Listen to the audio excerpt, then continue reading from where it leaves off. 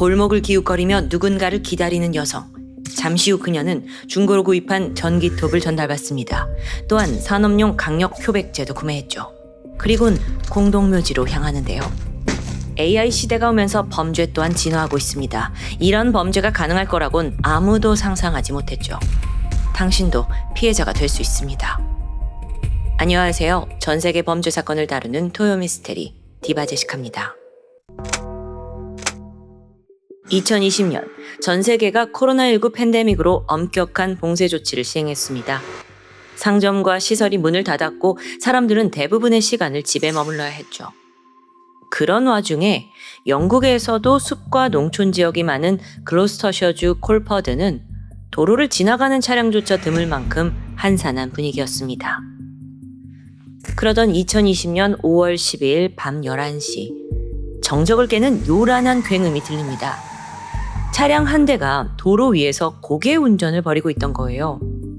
마침 이걸 본 주민이 음주운전을 의심해서 경찰에 신고를 접수했죠. 수사관이 먼저 차량 번호판을 조회해보니 이 지역 차가 아니더라고요. 콜퍼드에서 무려 130km 떨어진 울버햄튼으로 나오는데요. 빠르게 출동한 경찰은 차를 세우고 검문에 나섰습니다. 운전자는 술에 취한 상태는 아니었지만 다소 불안해 보이는 모습으로 친구를 기다리고 있다고 설명합니다. 차에서도 별다른 이상은 발견되지 않았죠. 경찰은 봉쇄령 위반에 따른 벌금 고지서만 발급한 뒤 현장을 떠납니다. 그렇게 한밤의 소동은 끝나는 듯 했는데 1시간 뒤 경찰이 이 차량과 다시 한번 마주합니다. 아까 벌금을 받고도 돌아가지 않고 여전히 같은 장소에 있었던 거예요. 게다가 이번에는 젊은 여성도 함께 있었죠. 그런데 경찰이 내부를 살펴보니 여성의 발 아래 커다란 여행 가방 2개가 놓여 있었습니다. 처음 경찰은 차가 고장났다고 생각을 했어요. 그래서 도움이 필요하냐라고 묻는데 이때 차 안에 있던 여성이 눈에 띄게 당황한 듯 보였습니다. 경찰도 본능적으로 이상함을 감지했고요. 가방에 뭐가 들어있는 거지? 훔친 작물인가? 아니면 마약? 경찰이 가방을 확인하려 하자 여성은 격렬히 정합니다. 급기야 가방을 품에 안더니 그대로 차 밖으로 도주를 하는 거예요. 경찰이 재빨리 그녀를 붙잡았고 드디어 가방 속 무엇이 있었는지 그 정체가 드러나는데 첫 번째 가방을 열자마자 비닐봉지에 쌓인 수상한 무언가가 보였습니다. 열어보니 불에 탄 여성의 몸통이었죠. 두 번째 가방에서는 총 5개의 토막 시신이 나옵니다. 여성은 담담히 말했어요. 죄송해요. 이걸 보여주고 싶지 않아서 그랬어요. 그런데 갑자기 돌변하더니 황당한 변명을 늘어놔요. 저는 이 가방 안에 뭐가 있었는지 몰라요. 이거 친구가 맡긴 건데 전 진짜 몰라요. 앞뒤가 하나도 맞지 않습니다.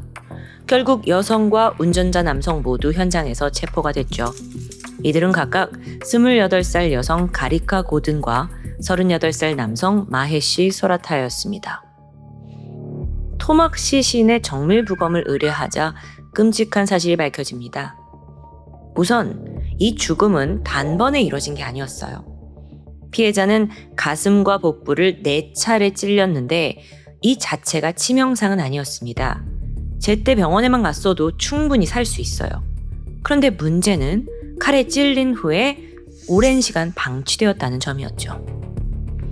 피해자는요, 무려 12시간 동안 피를 흘리며 고통에 시달렸고 서서히 숨이 끊어졌습니다. 그리고 이후에 시신은 6조각으로 훼손된 뒤 유기된 상황이고요. 부검의는 살해 시점을 최소 한 달 전으로 추정했습니다. 경찰은 유해 DNA 분석을 통해 피해자의 신원을 확인했죠. 그녀는 28살의 여성 피닉스 네치였어요. 잠시 그녀에 대해 알아보면 피닉스의 할아버지는 유명 사진작가였는데 비틀즈와 롤링스톤즈를 촬영했을 만큼 명성이 자자합니다. 그런 할아버지의 재능을 물려받았는지 피닉스는 어린 시절부터 예술적인 감각이 뛰어났어요. 특히 연극과 승마에도 두각을 보였고요. 외동딸로 사랑을 듬뿍 받고 자랐지만 예고 없는 비극이 찾아옵니다. 그녀가 마약상에게 성폭행을 당한 거예요. 그때부터 피닉스의 삶은 크게 흔들렸죠. 우울증에 시달리면서 대마초, 코카인에 의존했고 결국 학업까지 중단합니다. 이런 잠깐의 방황도 잠시 피닉스는 다시 삶을 되찾기 위해서 가족들의 지지를 받으며 버밍엄 로젤스의 여성 쉼터에 입소를 하게 되는데요. 이곳은 가벽으로 나뉜 작은 방들이 이렇게 다닥다닥 붙어 있는 열악한 환경이었어요. 그래도 피닉스는 이곳에서 모든 걸 극복하겠다라는 마음으로 잘 적응했죠. 꾸준히 치료를 받으면서 우울증도 호전이 됐고요. 마약 중독에서도 조금씩 벗어나던 중이었습니다. 코로나로 발목이 묶였지만 봉쇄령만 해제되면 다시 부모님이 사는 런던으로 돌아갈 계획이었고요. 그러던 중 토막 시신으로 발견된 건데요. 일단 경찰은 부고를 알리기 위해 피닉스의 가족들에게 연락을 합니다. 그런데 여기서 뜻밖의 반응이 돌아와요. 네? 제 딸이 한 달 전에 죽었다고요? 무슨 말씀이세요? 며칠 전까지도 연락을 했는데 음성 메시지도 계속 보내왔고 런던으로 이사 올 거라고 잘 지내고 있다고 했어요. 가족들에 따르면 한 달 전에 잠깐 피닉스와 연락이 닿지 않았을 때가 있습니다. 근데 정확히는 전화만 차단되었고 문자와 이메일은 꾸준히 왔죠. 평소와 달리 뜸해진 연락에 걱정을 하던 그때 딸에게서 음성 메시지가 도착했습니다. 엄마, 아빠 잘 지내죠? 저 점점 좋아지고 있어요. 빨리 회복해서 런던에 돌아갈게요. 제 걱정 말고 기다리세요. 평소와 다름없는 발랄한 목소리였고요. 근황을 다 알려주면서 가족들을 안심시켰습니다. 그 이후에도 음성 메시지는 계속 이어졌고요. 며칠 전까지도요. 경찰은 혹시 신원 확인에 오류가 있었던 게 아닌가 의심합니다. 하지만 DNA가 오염되지 않는 한 이건 불가능해요. 죽은 이가 피닉스가 아닐 수도 있어? 수사는 다시 원점으로 돌아가는 듯했죠. 이 혼란 속에서 경찰은 우선 피닉스가 거주했던 여성 쉼터를 찾아가는데 방문을 열어보니 상태가 좀 이상합니다. 침대와 책상을 비롯한 모든 가구가 몽땅 사라진 거예요. 개인 물품조차 남아있지 않았고요. 바닥 카펫까지 통째로 뜯겨진 상태. 경찰은 바로 여기서 감을 잡습니다. 이곳이 살인 현장인 것 같은데? 범인이 증거를 없애기 위해 다 정리했다고 볼 수 있는 거죠. 그래서 바로 루미놀 검사를 실시하는데 역시나 용액 뿌리고 불을 끄자 방이 형광빛으로 물듭니다. 범인이 카펫 뜯어내고 표백제로 혈흔을 팍팍 닦아냈어요. 그렇지만 첨단 과학을 속일 순 없겠죠. 사건이 발생한 이곳 여성 쉼터는 남성의 출입이 제한되고 있습니다. 여기서 벌어진 살인이라면 범인은 여성이겠죠. 그리고 경찰의 의심은 한 사람에게 향하는데요. 곧이어 결정적인 기록까지 발견됩니다. 사무실에 거주하고 있던 건 피해자 피닉스 네츠, 그리고 바로 옆 4호실에 머문 건 가리카 고든. 네, 바로 시신 가방을 들고 있던 그 여성. 그 여성이 피해자의 옆방에 거주했던 사람이었다는 거죠. 경찰은 먼저 가리카의 방을 수색합니다. 그리고 거기서 피 묻은 원형 톱을 발견해요. DNA 검사 결과 피닉스의 혈흔이 나왔죠. 추가 수색을 해보니까 한 달 전인 4월 16일 가리카가 중고거래 사이트에서 톱을 10만 원에 구매한 게 확인됩니다. 그러니까 시기상 그때쯤 살인이 벌어졌다는 거겠죠. 부검상 죽은 후에 시신을 훼손했으니까요. 마침 피해자의 방을 철거해달라고 의뢰한 사람까지 밝혀지는데 그 역시 가리카였어요. 그런데 가리카는 현재 체포된 상태잖아요. 그런데도 끝까지 범행을 부인합니다. 자긴 아무것도 모른다면서 발뺌을 하고 있어요. 경찰은 어떻게든 그녀의 자백을 받아내야 했는데요. 여기서 잠시 가리카에 대해서 알아보자면 그녀는 7살 때 런던으로 건너왔습니다. 원래는 자메이카에 살고 있던 이민자인 거죠. 새로운 삶에 적응하는 건 쉽지 않았어요. 부모는 가난에 허덕였고 아이들 양육과 교육에 세심한 관심은 사치일 뿐이었죠. 설상가상 가리카가 10대 때 남자친구에게 성착취를 당합니다. 거의 학대에 가까운 성관계였고 강제로 성매매에 끌려간 적도 있어요. 이 사건은 가리카의 인생에 많은 변화를 가져오게 되는데 일단 남성에 대한 혐오감이 깊어집니다. 또한 외상후 스트레스 장애, 인격 장애까지 생겼고요. 특히 그녀는 타인에게 거부당하는 것에 강한 공포를 느끼고 심할 경우에는 폭력도 서슴지 않았습니다. 뿐만 아니라 그녀는 한 명에게 꽂히면 비정상적으로 집착하는 경향이 있었어요.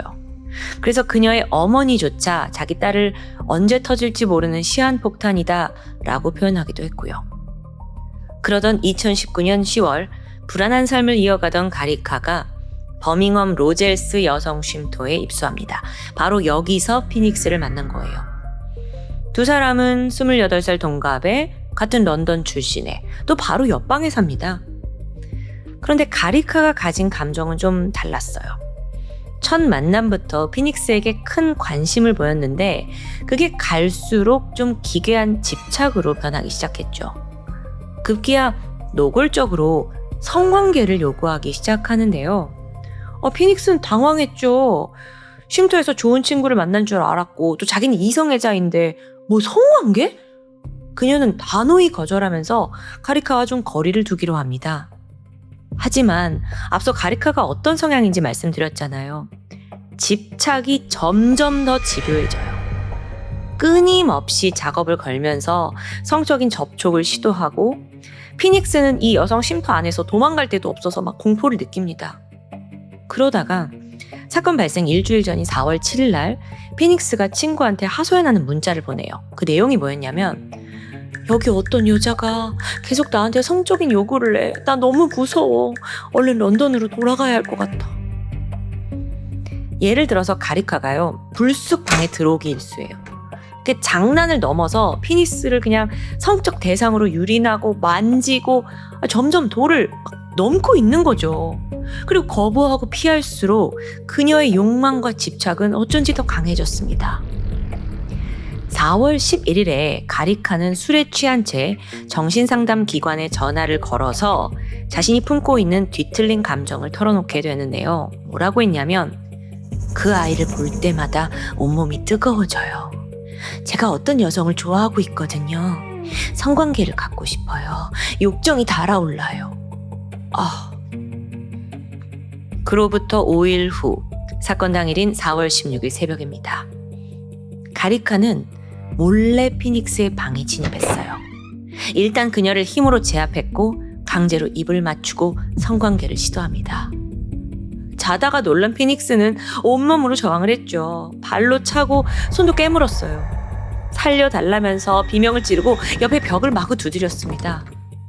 하지만요, 쉼터에 있는 그 어느 누구도 이 방으로 찾아오거나 경찰에 신고하지 않았어요. 가벽이라 모든 게 들리는데도 불구하고요. 그 이유가 뭐였냐? 사실 가리카와 피닉스가 이렇게 싸우는 게 하루 이틀이 아니었기 때문이에요. 낮에는 둘이 복도에서 매일같이 싸워, 밤에도 불쑥불쑥 가리카가 찾아오니까 비명 지르고 이런 일들이 덜어 있었던 거죠. 그러니까 남들이 봤을 때는 그냥 앙숙 정도라고 생각했던 것 같아요. 근데 문제는 이뿐만이 아닙니다. 당시에 쉼터가 코로나 봉쇄령으로 인해서 직원 수가 크게 줄었거든요. 동시에 거주자에 대한 보호와 관리도 느슨해져 있던 타이밍이죠. 그러니까 그날 피닉스가 아무리 비명을 질러도 도와줄 사람은 한 명도 없었던 겁니다. 피닉스는 강제로 하는 이 성접촉을 필사적으로 막 밀어냅니다. 근데 그럴수록 가리카의 힘은 더 세져요. 원체 이 사람이 힘도 좋은데 막 억누르고 그것도 안 되면 뺨 때리고 주먹을 휘두르는 거죠. 하지만 도저히 뜻대로 되지 않자 갑자기 방에서 챙겨온 칼을 꺼내더니 피닉스의 가슴과 복부를 마구 찌르기 시작합니다. 그렇게 순식간에 4번의 공격이 가해졌어요. 피닉스는 피를 흘리며 바닥에 쓰러졌죠. 다행히도 이게 치명상은 아니었어요. 그래서 아직 숨이 붙어 있었고 피닉스가 고통스러워하면서 제발 구급차를 불러달라고 애원합니다. 하지만 가리카는 그저 바라볼 뿐이었죠. 피닉스 몸에서 피가 흘러내려서 카펫이 점점 붉게 물들었지만 가리카는 물끄러미 그걸 보면서 어떻게 이걸 완벽하게 처리할지 고민하기 시작합니다.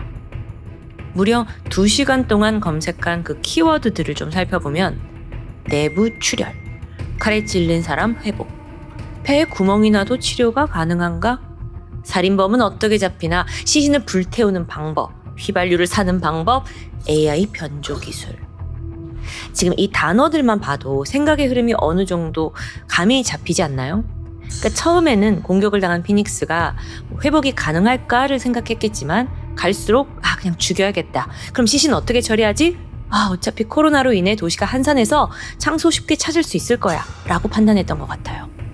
어쩌면 코로나가 모든 범행을 유리하게 만든 거라고 할 수도 있겠죠. 동시에 가리카는 중고 사이트에서 원형 톱을 구매합니다. 초강력 표백제도 대량 주문했고요. 수시간 동안 인터넷을 뒤진 끝에 결국 그녀는 토막 내고 현장 치우고 시신 불에 태워서 없애기로 마음먹은 겁니다. 그런데 이 모든 과정 사이에 피닉스 살아있었어요. 한 발자국도 움직이지 못하고 점점 몸에서는 피가 빠져나가서 얼굴이 창백해지죠. 손으로 상처를 꾹 누르고 있었지만 그 힘조차 약해져요. 결국 12시간 뒤 피닉스는 과다출혈로 사망합니다. 가리카는 해가 뜨고 아침이 될 때까지 시신과 함께 있었어요. 이때 무슨 일이 있었는지는 정확히 밝혀지지 않았습니다. 다만 일각에서는 성적 욕망이 컸던 가리카가 시신과 유사 성관계를 가졌을 거라는 추정이 있습니다. 한편 범인은 원형 톱을 손에 넣자 시신을 바로 훼손하기 시작합니다. 머리와 팔다리를 잘라서 총 6조각으로 만들었고 비닐봉지에 담아서 2개의 여행 가방에 나눠 담았죠. 이제 남은 건 현장 정리인데요. 시뻘겋게 물든 카펫 뜯어내고 표백제로 혈흔을 닦아냅니다. 그 다음 날엔 폐기물 처리 업체를 불러서 카펫과 가구까지 모두 처분해버렸죠. 이후 범인은 시신이 든 가방을 들고 택시를 탔는데 그녀가 향한 곳은 버밍엄 공동묘지였습니다. 자기만 아는 은밀한 장소에 이 가방을 숨겨두게 되죠. 그리고 다시 쉼터로 돌아가서 일단 상황을 지켜보는데요. 다행히 아직까진 아무도 범행을 알아채지 못했어요. 그래도 문제는 남아 있습니다. 가족들이 곧 실종을 눈치챌 거예요. 그래서 본인이 피닉스인 척 가족한테 문자와 이메일을 보냈는데 이게 처음엔 괜찮았죠. 근데 점점 부모가 왜 전화를 하지 않냐라고 묻기 시작합니다. 바로 이때 가리카는 치밀한 디지털 알리바이를 찾아냅니다. 먼저 피닉스의 핸드폰에서 동영상부터 통화 녹음까지 목소리가 들어간 자료를 수집했고요. 그걸 기반으로 AI 음성 프로그램에 학습시켜요. 머지않아 AI가 피닉스와 똑같은 톤과 억양을 가진 가짜 목소리를 만들어냈죠. 이 작업조차 그리 오래 걸리지 않았고요. 가리카는 AI 음성을 이용해 가족들에게 메시지를 전송합니다. 건강하게 잘 지내고 있어요. 이사 준비로 바빠서 전화 받기가 힘들어요. 곧 런던에서 만나요, 엄마, 아빠.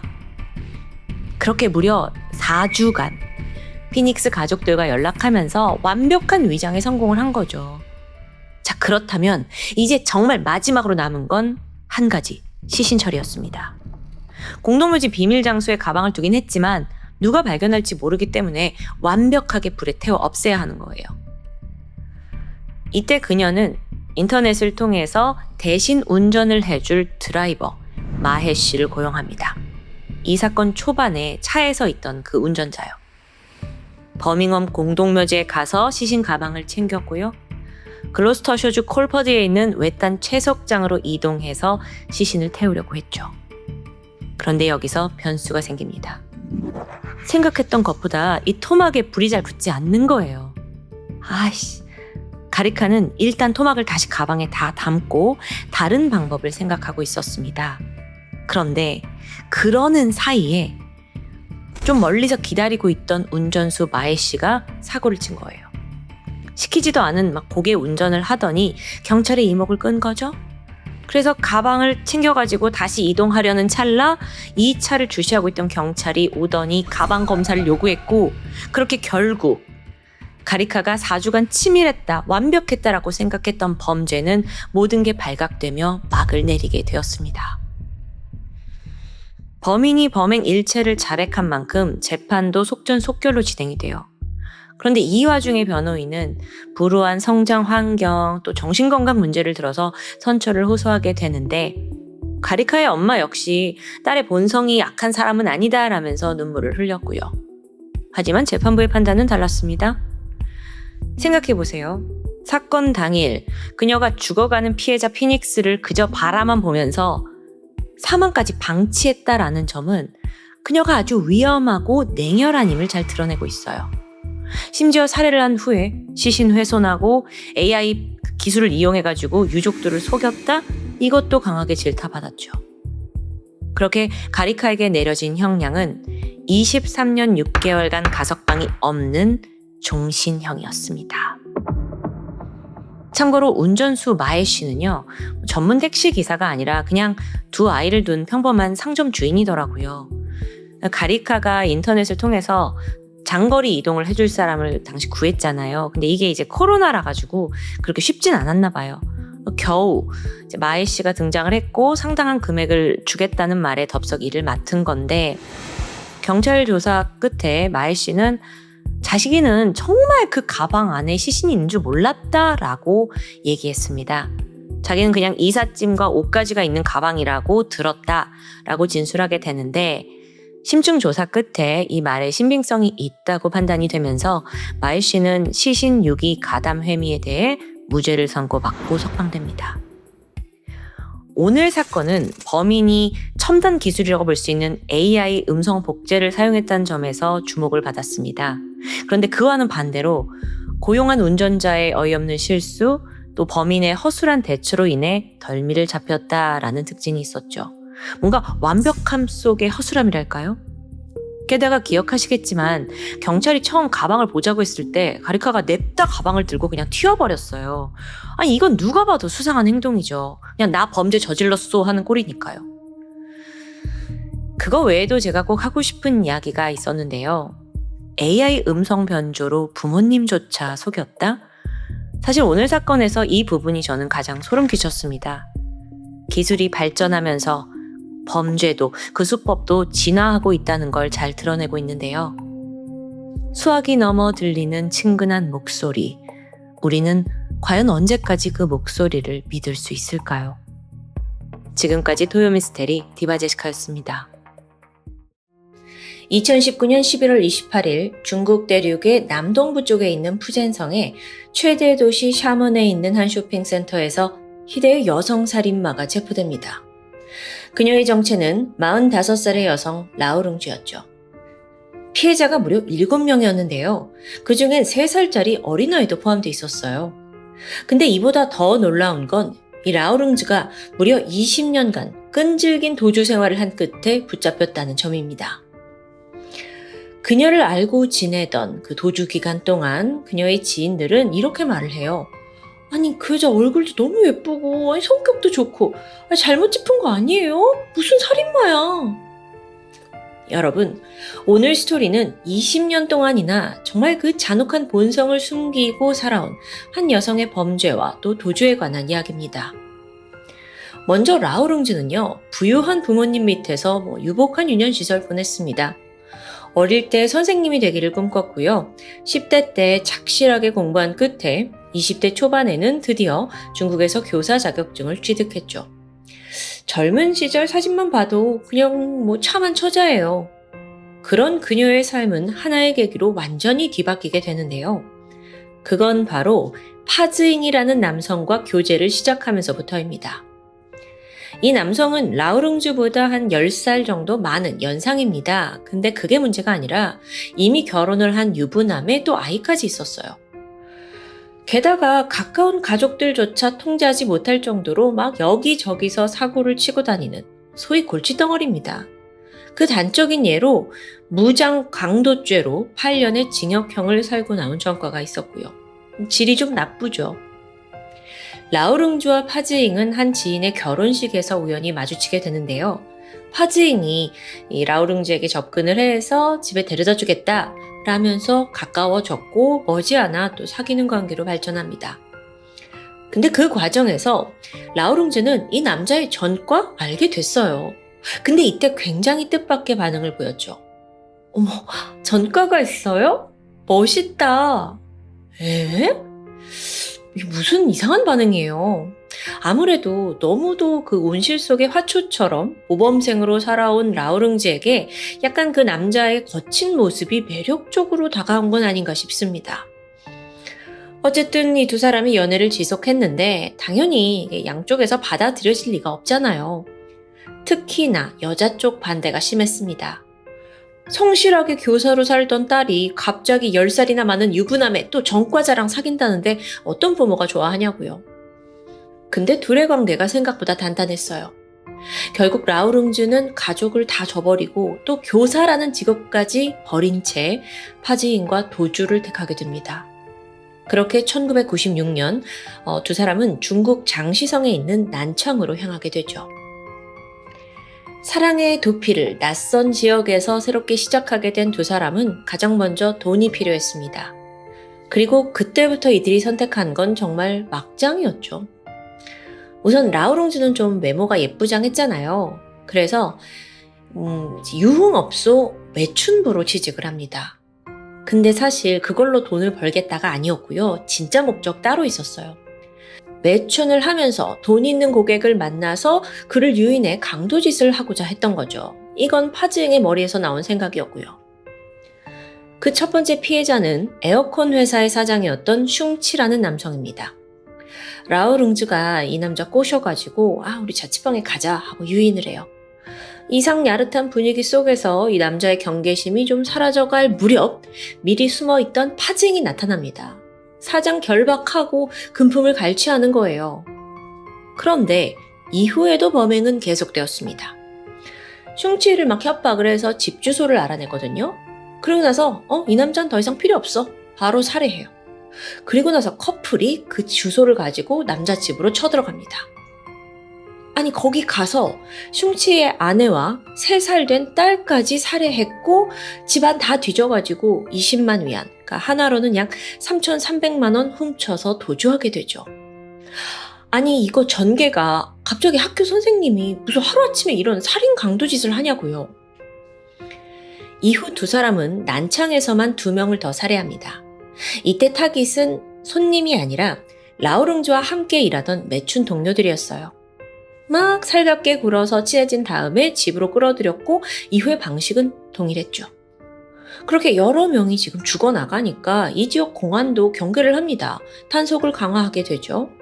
그러니까 이 두 사람이 그리고 나서 검거할 좀 위험을 느낀 것 같아요. 바로 다른 도시로 이주했죠. 그렇게 1996년부터 99년까지 광저우, 윈저우, 난닝을 떠돌아다녔다고 합니다. 그러면서도 돈을 구하려고 막 닥치는 대로 강도살인을 이어갔고요. 그러다 1999년 두 사람이 마지막으로 정착한 도시는 안후이성의 허페이였는데요. 여기에서도 라오룽즈는 역시나 매춘부 역할을 담당했죠. 그녀는 한 노래방에서 일을 시작합니다. 그러다 어느 날 인젠화라는 손님을 유혹하는 데 성공해요. 늘 그랬듯 저희 자취방 가실래요? 하고 유인을 했죠. 거기서 흉기를 든 파즈잉이 공격했고 두 사람이 피해자를 결박합니다. 아니 막 고문을 하고 협박을 했어요. 근데 당시 인제나가 수중에 돈이 없는 거예요. 그러자 라오룽주는 너 그러면 집 주소라도 내놔 하고 캐묻게 됩니다. 이때 인제나는 쉽사리 입을 열지 않았죠. 그러면 집에 있는 가족들이 위험에 처하니까요. 절대 알려주지 않은 거예요. 이때 파즈잉은 더 잔혹한 방식을 택합니다. 갑자기 전화를 어디다 걸어요. 저희 집에 좀 열쇠가 문제가 있어서요. 그리고 수리공이 집에 딱 도착을 했는데 도착하자마자 그 지금 피해자 앞에서 그 사람을 살해하고 시신을 토막내요. 너무나 아무렇지 않은 일처럼. 사실 이건 협박용, 그러니까 보여주기식이었죠.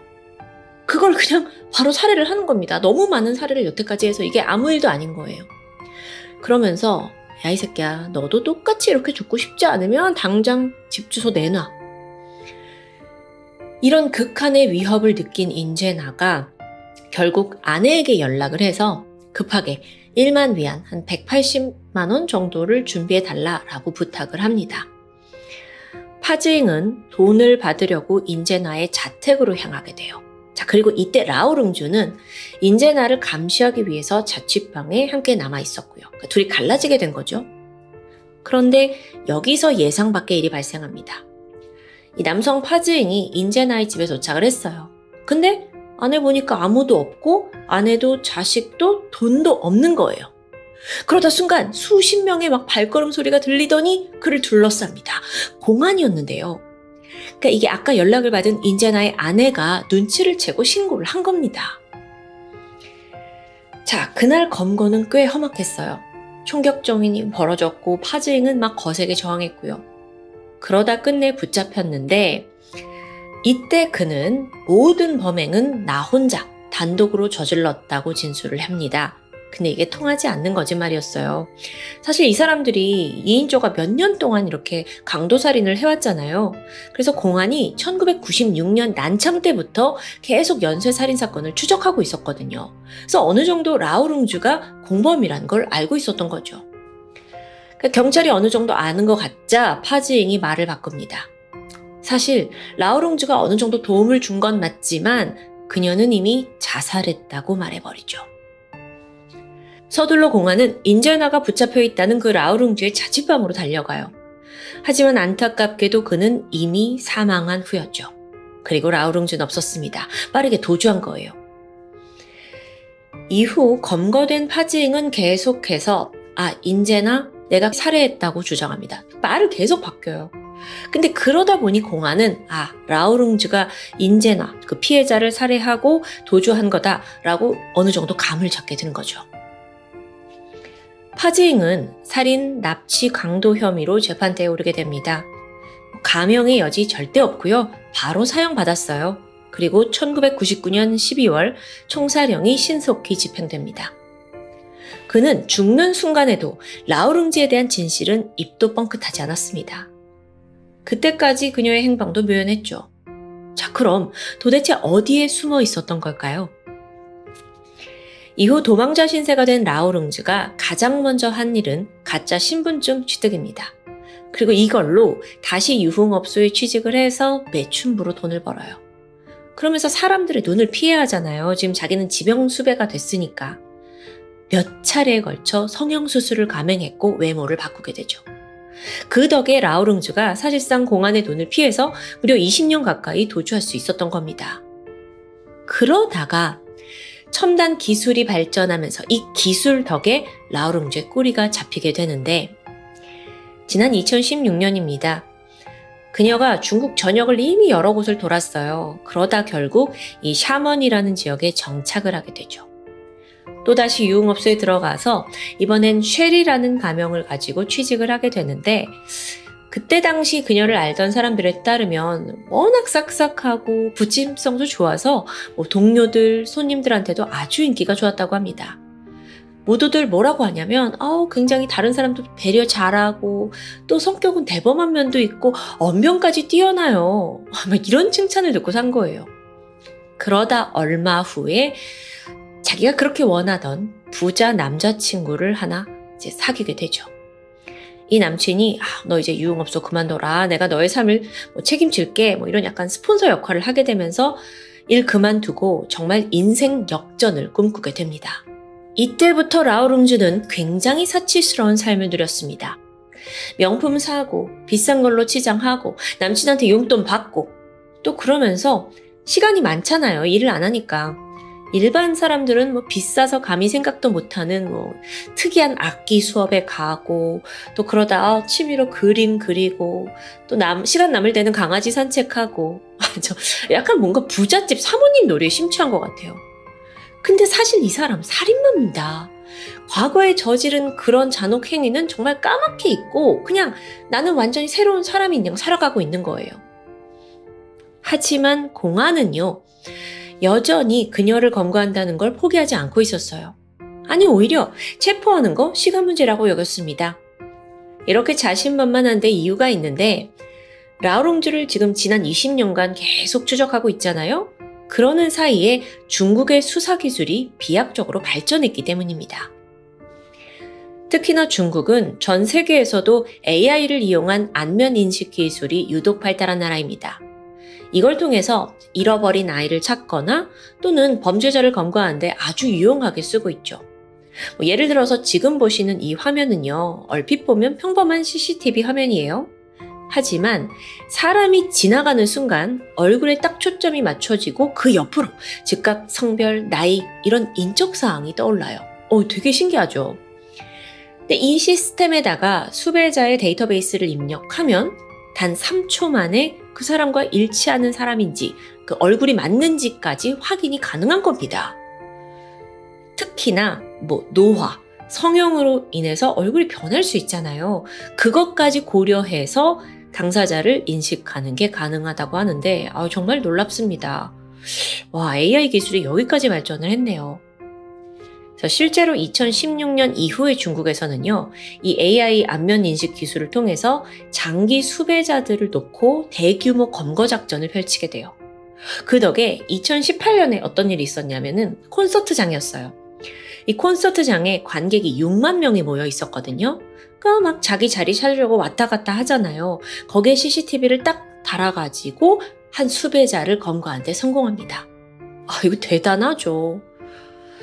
그리고 그 중국 주요 수배자, 그 가운데 라오룽주는 정말 넘버원이었죠. 그러다 마침내 2019년 11월 28일 라오룽주가 나타났습니다 라는 AI 알람이 울립니다. 샤먼에 있는 한 쇼핑몰에 라오룽주와 유사한 안면이 있는 사람이 포착된 겁니다. 물론 여러분, 당시 시스템에 등록되어 있는 라오룽주 얼굴은 옛날 얼굴이에요. 성형 전이었고요. 근데 AI가 이거 유사합니다 라고 포착을 했고 그 일치율이 실제로 97%였습니다. 즉각 공안이 현장에 출동했죠. 그리고 먼저 이 여자가 라오룽즈가 맞는지 확인을 하기 위해서 신분증 좀 주십시오 요구를 했어요. 그녀는 너무도 당당하게 위조 신분증을 내밀었죠. 경찰도 좀 주춤을 하는 듯 했는데 얼마 안 가 가짜라는 게 드러나면서 드디어 라오룽즈 검거에 성공합니다. 정말 20년 만의 쾌거였어요. 하지만 여전히 난관이 남아있죠. 그렇게 붙잡혀온 라오룽즈가 범행 사실에 대해서 전면 부인하는 겁니다. 뭐라고 하냐면 나는 죽은 파즈잉의 강요에 의해서 어쩔 수 없이 가담한 거다.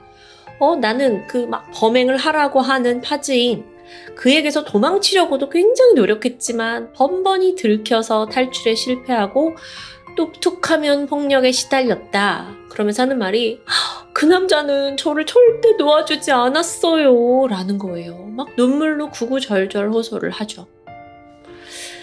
이게 시간도 꽤 오래 지났고 또 파즈잉마저 사형당해서 없는 상황에서 이 진실을 밝히기가 정말 쉽지 않을 것 같은데요. 그럼 재판부는 이 주장을 받아들여줬냐? 답부터 말하면 아닙니다. 과거에 두 사람이 2인조로서 막 살인하고 강도짓 했잖아요. 그때 뺏은 돈을 어디다 썼냐 보니까 이 라오룽주 여성이 사치품을 사는데 거의 쓴 게 확인된 겁니다. 아니 훔친 돈 네가 다 썼는데 네가 정말 공범이 아니라고? 네가 정말 거기에 강요로 탈출도 못하고 폭력 아래 있었다고? 말이 안 되잖아요. 게다가 과거에 피해자를 협박할 때 썼던 쪽지가 발견이 되거든요. 네, 거기에 너 돈을 한 푼이라도 빼돌리면 죽는다라고 적혀 있었어요. 필체를 분석했죠. 지금 증거가 많이 없으니까. 그랬더니 라오룽즈 것과 동일했습니다. 사실 아마도 이야기를 듣는 내내 선생님이었으니까 남자 하나 잘못 만나가지고 거기에 완전 꼬여 들어갔구나라고 저도 생각을 했거든요. 근데 실제로 나온 증거들은 아니야. 이 라오룽즈 이 여자도 이 범행에 굉장히 많이 가담한 거예요. 결국 그녀의 이런 얄팍한 거짓말은 통하지 않았습니다. 2020년 12월에 열린 재판에서 그녀에게는 사형이 선고되었죠. 재판부가 이때 뭐라고 했냐면 범죄 수단이 너무 잔인하고 또 목적도 악랄하다. 얘한테는 관대한 처벌은 절대 내려져선 안 된다라고 못 박습니다. 그리고 라우릉주의 전 재산 몰수하라고 명령했고요. 그녀는 재판을 받는 내내 악어의 눈물을 흘렸습니다. 내가 제발 다시 사회로 복귀할 기회를 달라. 내가 정말 진심으로 속죄하고 내가 가진 모든 걸 사회에 환원하겠다라고까지 애원을 했죠. 그걸 근데 귀담아 들은 사람은 없습니다. 2022년 8월 2심에서도 원심이 유지되면서 중국에서 그녀의 사형은 확정됩니다. 판결 당시 라오릉주가 남긴 말이 있어요. 나는 죄를 짓긴 했지만 죽을 만큼의 죄를 짓진 않았어요. 막 이러면서 오열을 하는데요. 와, 범죄자가 이렇게 뻔뻔할 수 있나라는 생각이 좀 들죠. 아마 20년이 지나서 자신이 무슨 짓을 저질렀는지 좀 까먹으신 것 같은데요. 3살짜리 어린애 포함해서 총 7명이나 죽였어요. 근데도 억울하다는 거예요. 사형은 신속하게 이뤄졌습니다. 2023년 작년이죠. 12월 18일 그녀는 형장의 이슬로 사라집니다. 한편 라오릉즈가 체포됐을 당시 그녀의 정체를 모르던 그녀의 그 스폰서 남자친구, 부자 남자친구는 굉장히 큰 충격에 처했다고 해요. 그러면서 뭐라고 하냐면 내 여자친구 라오릉즈는 품이 있고 우아한 여성이었다 라고 말해요. 아니 도대체 얼마나 이중적인 삶을 산 걸까요? 아니, 살인마인데요. 이 남자는 그냥 상상도 못한 거죠. 본성을 철저하게 숨기고 돈 받고 사랑받고 살아온 사실이 소름 끼칩니다. 여러분도 예상하셨겠지만 라오릉즈가 어렸을 때부터 교사였고 성실한 삶을 살았고 그러다가 이제 남자친구 잘못 만나서 이렇게 된 거 아닌가 싶을 수도 있습니다. 근데 그래서 제가 애초에 말씀드렸죠. 남자친구가 전과자라고 하는 것에 그녀의 반응. 너무 멋있다. 이거부터가 문제의 조짐이 보였던 거죠. 오늘 스토리는 한국에서 중국판 신창원의 최후다라는 제목으로 국내에 알려졌습니다. 20년간 노조한 것도 대단하지만 AI 기술로 정체가 탄로 났다. 이게 좀 큰 이슈였어요. 조금 제가 더 조사를 해보니까 중국은 사실상 휴대폰을 소지한 모든 사람의 얼굴과 생체 정보를 국가가 저장하고 있다고 합니다. 이건 어마어마한 개인정보예요. 그래서 이게 어떻게 가능하냐 보면 중국 전역에 감시 카메라 이게 깔려 있다 보니까 이게 결합이 된 거죠. 그렇다 보니 좀 부작용을 이제 암시하는 목소리도 있습니다. 정부가 온 국민을 감시하고 있다는 거니까요. 어쨌든 날이 갈수록 기술은 발전하고 범죄자들이 숨을 곳을 찾는 건 점점 더 어려워지는 게 현실인 것 같습니다. 다시 한번 기회를 준다면 진심을 다해 속죄하겠다던 라오릉즈. 그녀의 말은 진심이었을까요? 글쎄요. 속죄할 마음이 있었다면 애초부터 그렇게 애를 쓰고 성형까지 해가면서 도망치지 말아야 하는 거 아닐까요? 지금까지 토요미스테리 디바제시카였습니다.